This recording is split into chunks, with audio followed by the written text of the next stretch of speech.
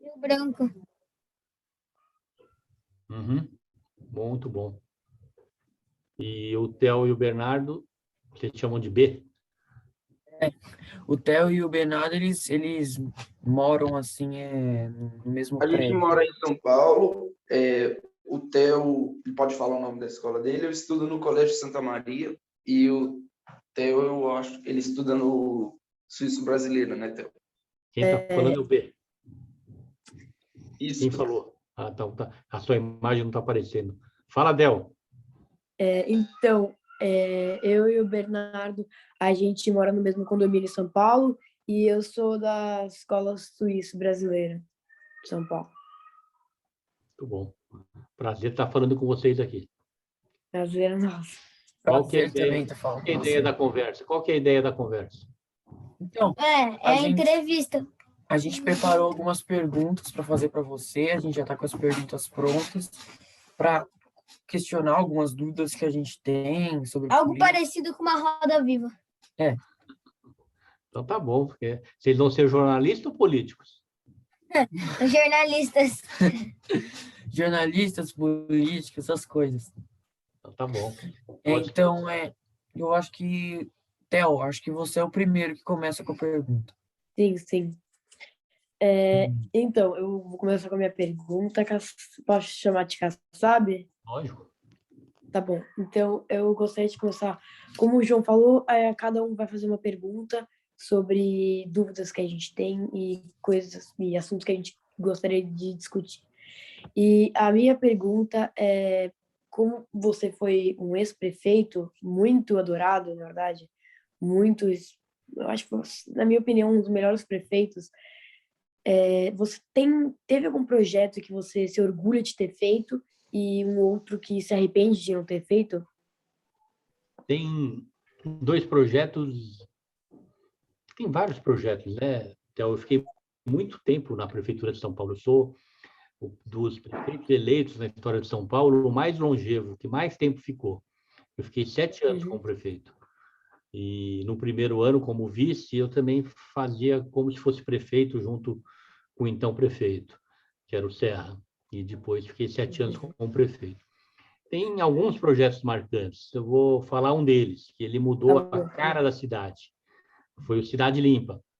Vocês, não sei se vocês se recordam, mas era interessante, e o Takahashi pode passar para vocês depois, imagens da cidade antes da Lei Cidade Limpa, cheia de outdoor, os prédios com as fachadas pintadas, ou com aquelas placas que cobriam a fachada do prédio, as lojas com a sua identidade visual, com placas muito grandes. E nós fizemos uma lei muito rigorosa, proibindo tudo. E eu me espelhei, Theo, numa viagem que eu fiz para Barcelona. Eu, quando criança, eu fui para Barcelona, era uma cidade normal, era até feia, com muita coisa. E já como vice-prefeito, um dia eu fui convidado para arrebentar a prefeitura num evento lá. Cheguei lá, falei, eu senti alguma coisa diferente. Estava mais bonita, mais clean. Aí as pessoas falaram, não, é por conta da Olimpíada, a gente aprovou uma lei aqui que eliminou a publicidade visual externa. Então a cidade aparece mais. Eu falei, poxa, eu já tinha sido vereador antigamente, não conseguia aprovar a lei. Depois, como deputado, eu falei, quer saber, eu vou voltar para São Paulo e vou fazer essa lei. E fiz. Foi aprovada, deu certo, eu fui para a rua, e acabamos mudando a cara da cidade. Então, vale a pena vocês que, naquela época, vocês têm que idade aí, vocês têm na média? 12. 12 anos, então, 12, há 13. 10 anos atrás, vocês tinham 2, 3 anos, vale a pena recuperar a imagem da cidade antes da Lei Cidade Limpa e depois, como é hoje. Vocês vão ver a importância que teve para a cidade. Um outro projeto importante foi na área da saúde. Você tem na saúde pública, né, que é a mais importante, porque a maior parte das pessoas não tem um seguro privado de vida, e o Brasil tem o SUS, que é a rede pública de atendimento de saúde, que funciona muito bem, é considerada modelo no mundo inteiro. E tem a UBS, que é o famoso postinho da saúde, que atende as pessoas para tudo. Depois tem pronto-socorro, tem hospitais.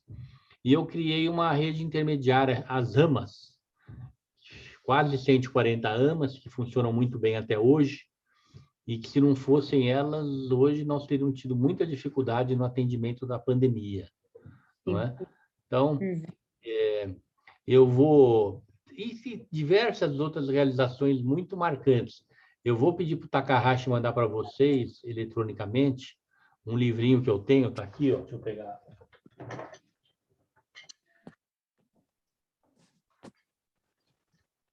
Prefeitura de São Paulo, obras e ações que mudaram. É um resumo das nossas gestões, várias ações que a gente tem, com depoimento de secretários, de colaboradores, e ele aproveita e manda também quando a gente esteve à frente do Ministério. Então, o Takahashi manda aí em breve para vocês. A gente tem isso eletronicamente. Tá bom, obrigado. A gente aceita. Então, bem, eu acho que é sua vez de perguntar. Fala mais alto, fala mais alto. Eu acho que é sua vez de perguntar agora. Agora é a vez do Bernardo. Faz sua pergunta aí, B. Se é o segundo que eu vou fazer, eu acho. Sim. Então, Gilberto, minha pergunta é a seguinte. Como você... Eu sei que é uma pergunta bem ampla, mas tudo bem. Como você imagina o Brasil em termos de política nos próximos anos? Você acha que vai regredir ou tende a evoluir? Eu estou muito preocupado, Bernardo, porque nós estamos com um clima de muita beligerância, muito radicalismo. E o Brasil, por tradição, é um país conciliador, um país que tem sempre conseguido estabelecer políticas públicas com eficiência.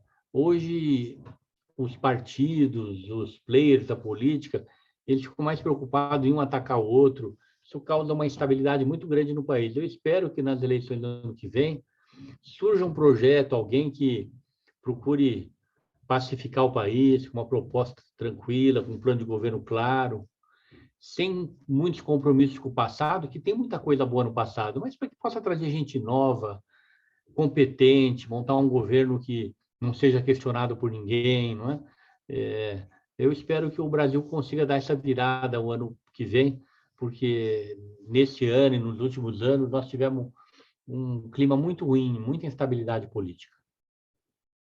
Verdade, eu concordo que também essa polarização do país é muito ruim para tudo. Exato.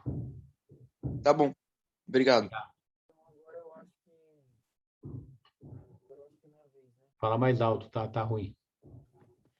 Acho que agora é minha vez de fazer a pergunta.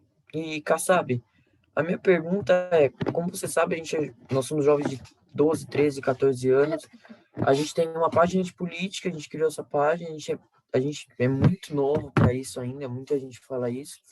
E como você acha que a gente pode crescer, ficar mais conhecido, a gente ter mais visibilidade? Como você acha que a gente pode conseguir isso?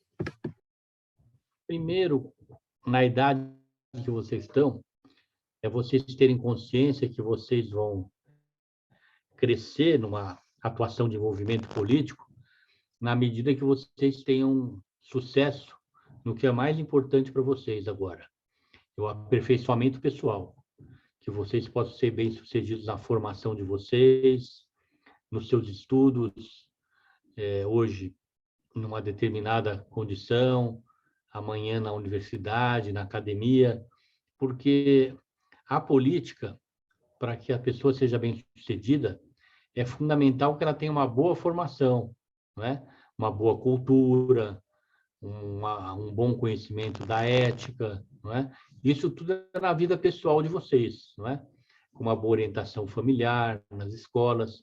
Se vocês perderem essa condição, vocês não vão ter o reconhecimento de quem precisa reconhecê-los, que é os formadores de opinião, as pessoas que sabem avaliar as pessoas, não é? Então, a resposta é: se esforcem para, nessa fase da vida que vocês estão, vocês conseguirem essa boa formação, né? E que vocês sejam bem-sucedidos no que escolherem do ponto de vista profissional, não é? A política é uma complementação. Um bom médico pode ser um bom político, um bom engenheiro, um bom administrador, um bom advogado, mas é fundamental que vocês tragam essa formação se um dia vocês, ou se vocês a partir de agora, quiserem gradualmente se envolvendo mais, não é? É muita leitura, né? Muito acompanhamento, não é? Mas também muita alegria, né? Vocês são jovens, muita alegria de viver, muito esporte, né? Muito lazer, além da compenetração do quanto é importante o estudo, né? Levem uma vida boa, saudável, integrada com a família, com os amigos, aprendendo, estudando, se divertindo e deixando a política nesse cantinho, né? Que não seja a prioridade agora. A política agora é para vocês compreenderem como estão conversando comigo, com outros, acompanhando, né? Se posicionando, chamando para esse debate, se não fosse a pandemia, para uma conversa, fazendo uma visita, mas nunca dando prioridade. Não é hora de vocês darem prioridade à política. Se preparando para um dia, quem quiser, dá prioridade.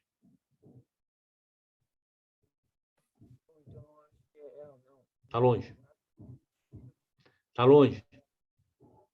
O valor é nosso. Oi?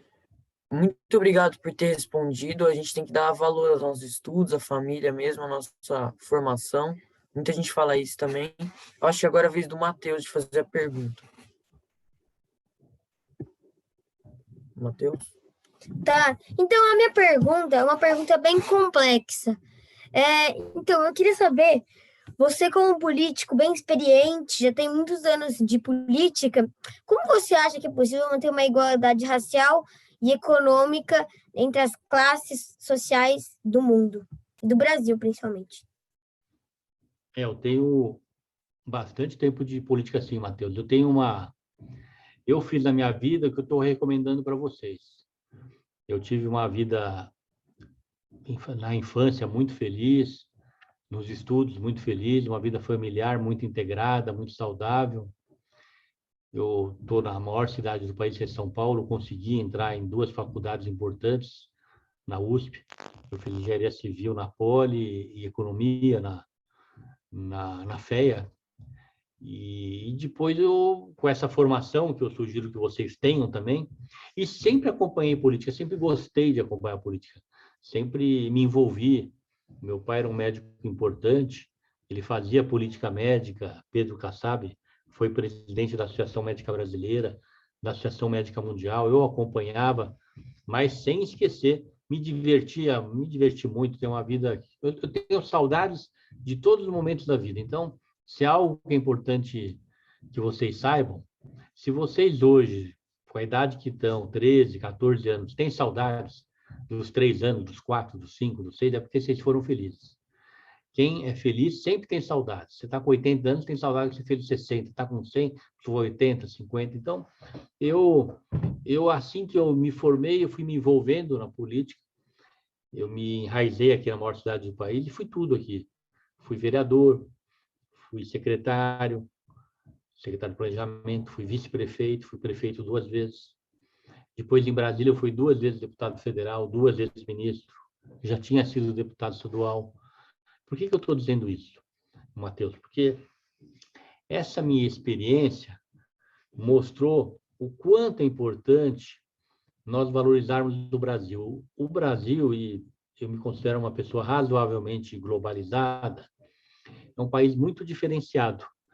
Aqui, as restrições, as discriminações, elas, ao longo do tempo, comparativamente aos outros países, felizmente, elas sempre foram numa escala muito menor. Infelizmente, tivemos fases, inclusive no próprio descobrimento do Brasil, com os escravos, né? Vocês conhecem a história hoje, mas tem uma conscientização hoje dos formadores de opinião, seja na política, na iniciativa privada, seja os jovens da academia, seja que eles estão fora, de que a gente precisa avançar com sabedoria, né? Para que tenha uma legislação correta e que também tenha uma naturalidade. Eu acredito muito num mundo sem discriminação. Nós estamos caminhando rapidamente para isso, num mundo muito mais próximo, muito mais fraterno, muito mais solidário, não é? No Brasil, felizmente, o acompanhamento da sociedade nessas questões é muito rigoroso, e vocês devem sentir na escola, na geração de vocês, o quanto isso evoluiu, não é? comparando com aquilo que vocês leem, não é? E que vocês ouvem por seus parentes, seus amigos, que têm uma idade mais avançada. Então, eu acredito num mundo muito melhor e uma discriminação cada vez menor.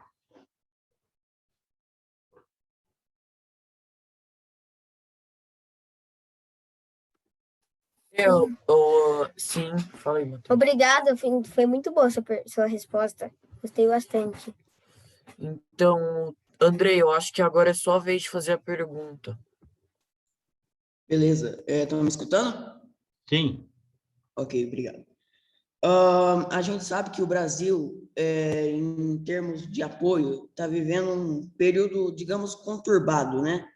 Que um apoia ali daí outro apoia, e fica talvez eu não sei, mas diria bagunça. Mas eu queria perguntar para você, a última pergunta, se um possível segundo turno em 2022, entre Bolsonaro e Lula, qual dos dois você apoiaria? olha, eu não sou bolsonarista e nem petista. Nas últimas eleições, o meu partido apoiou o Geraldo Alckmin para presidente, e no segundo turno nós liberamos o voto. Quem quisesse podia anular o voto, quem quisesse podia deixá-lo secreto, quem quisesse podia se manifestar pelo Haddad, pelo Bolsonaro, né? Eu diria a você que eu não posso falar pelo partido, a decisão é coletiva. Pessoalmente, eu tenho muita dificuldade com o Bolsonaro. Eu acho que é um governo que está errando muito, em especial na pandemia, as manifestações dele. Semana passada, por exemplo, aquele gesto de tirar a máscara daquela menina. Nós perdemos, vocês já devem ter perdido algumas pessoas, não é? Amigas ou da família. Daqui a pouco são 600 mil pessoas. E me assusta um pouco essas manifestações dele de desprezo, né, em relação à pandemia, em relação às pessoas que sofreram com ela. Mas é muito cedo, eu não posso lhe afirmar quem eu votaria. Eu posso lhe afirmar que eu vou trabalhar com muito entusiasmo para tentar evitar que a gente tenha esse segundo turno, que tenha lá uma pessoa que não seja nenhum nem outro. Uma pessoa nova, né? Porque eu também acho que é isso que está precisando. Porque Exato. sempre eles pegam as pessoas, tipo, duas pessoas polarizadas, que metade do país apoia um, metade do país apoia outro, e no final o governo vai acabar não sendo bom e vai voltar para a mesma história. Então, acho que também precisa de uma pessoa nova. Exatamente. Kassab, em relação à resposta que você deu, você acha que a terceira via, nem PT nem Bolsonaro, seria uma boa solução para isso? Eu acho. Nós temos que procurar um candidato que possa atender aqueles que rejeitam o Lula, que rejeitam o Bolsonaro, né? E que possa nos representar, não é? Alguém com experiência, né? O Bolsonaro mostrou já para o país que não é bom ter num comando do país alguém que não tem experiência. Então, alguém que tem experiência, que tenha sido um bom deputado, um bom senador, na sua vida pessoal tenha sido bem-sucedido na sua profissão, um médico, um advogado, um gestor, um empresário, não é? Alguém que a gente possa olhar e falar, não, esse cara é competente, esse cara é inteligente, esse cara pode ser o pacificador do país. Entendi, Kassab. Então, eu acho que acabaram as perguntas. Suas respostas foram ótimas. A gente com certeza aprendeu bastante coisa aqui nessa reunião. E foi um prazer estar aqui com você. Antes da gente sair da reunião, eu queria perguntar se você podia deixar um recado para o pessoal que acompanha a nossa página. Uma curiosidade, muitas pessoas estão acompanhando já? Ao longo do tempo, não hoje. Olha, ao longo do tempo a página cresceu. Hoje tem gente acompanhando, mas não é uma página gigante, né? O que é quantas pessoas têm acompanhado, para eu ter noção? No Instagram a gente já bateu 1.000 seguidores E no YouTube a gente é bem pequeno, a gente tem quase 100 seguidores só. Mas é bastante, viu? Para um começo, bastante. Importante é seguir com qualidade, organicamente. Não precisa turbinar, vocês vão se perder se vocês se turbinarem, entende? Vai organicamente, gradualmente, vocês vão conquistando mais apoio. Não, o recado não é um recado, é cumprimentar vocês pela iniciativa, né? Pela disposição, não é? De vocês terem uma posição dessa, de se interessar pelo futuro do país, não é? Pela política. E a sugestão que vocês se esforcem muito para que sejam boas pessoas do futuro para ajudar o país, para ajudar a humanidade. É muito importante vocês se sentirem felizes com vocês mesmos. E é muito difícil alguém ser feliz se não tem uma harmonia na família, se não tem bons amigos, se não tem atividade de lazer, diversão. Ninguém é de ferro, não é? Mas também, se vocês não se dedicarem aos estudos, é muito difícil vocês terem uma estabilidade no futuro para que vocês possam ter liberdade de fazer o que lhes diz a vocação de vocês. Ok? Uhum. Bom, Kassab, a mesma coisa que o Matheus, a mesma coisa que eu disse, Matheus, quer falar alguma coisa? Não, acho que já está suficiente. A gente conseguiu entender. Muito obrigado pela reunião. Igual o Matheus, muito obrigado. Foi um prazer estar aqui com você hoje, Kassab. E muito obrigado pelas respostas, a gente aprendeu bastante, viu? Obrigado, então. Um abração para vocês, viu? Um abraço, Kassab. Espero que a Obrigado. gente se fale de novo. Obrigado, Kassab. Eu que Obrigado. agradeço. Tchau, tudo de bom para vocês. Tchau. Obrigado, tchau.